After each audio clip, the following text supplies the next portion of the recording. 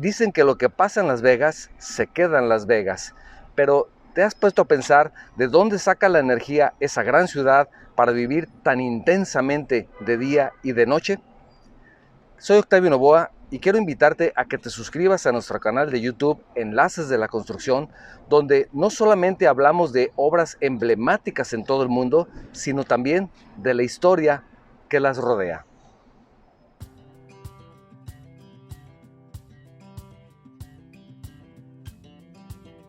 Las Vegas se encuentra en el desierto de Mojave, en el que existían una serie de zonas húmedas que el aventurero español Antonio Armijo, en 1829, denominó como Las Vegas. La zona estaba escasamente habitada por indios pahuites y ya formaba parte de los Estados Unidos cuando se asentaron los primeros blancos de religión mormona hacia el año de 1855, puesto que unos años antes, y debido al Tratado de Guadalupe Hidalgo, firmado el 2 de febrero de 1848, esa región, junto con el 120% del territorio mexicano y a cambio de tan solo $15 millones, pasó a ser parte del territorio que actualmente forma esa nación. En 1864 el ejército construyó el Fuerte Baker, dando un impulso al asentamiento de población, pero no sería hasta el 15 de mayo de 1905, con la llegada del ferrocarril, cuando de hecho nace la ciudad de Las Vegas.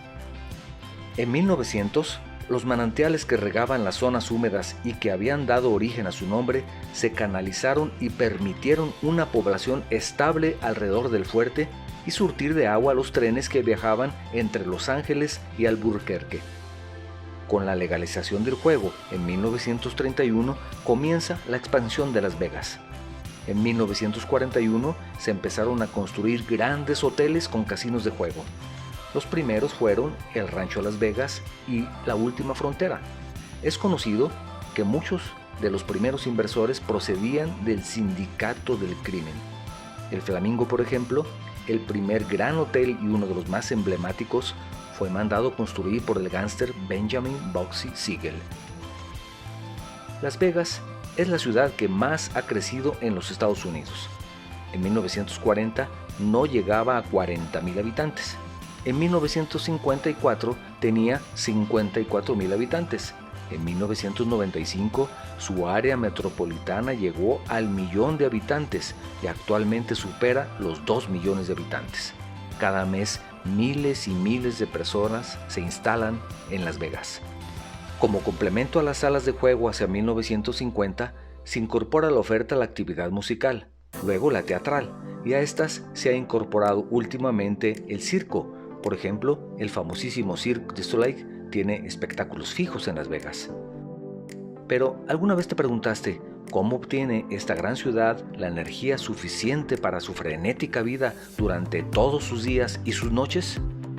Junto con la legalización del juego en 1931, también inicia la construcción de la presa Hoover, misma que finalizó en 1936, 2 años antes de lo previsto y con un costo inferior a lo planificado.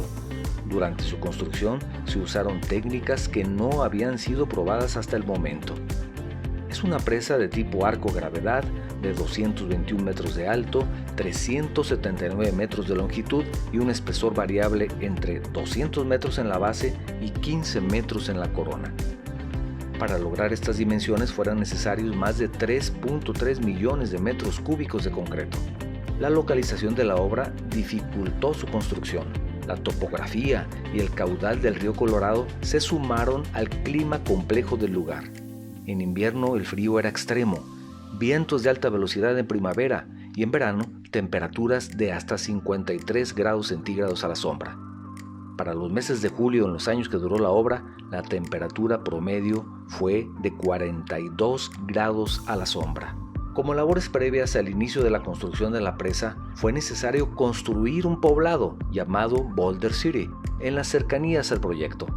Este poblado incluyó un hospital, un centro comercial, escuelas, bancos y hasta estación de policía, debido a que la obra requirió más de 5,000 trabajadores.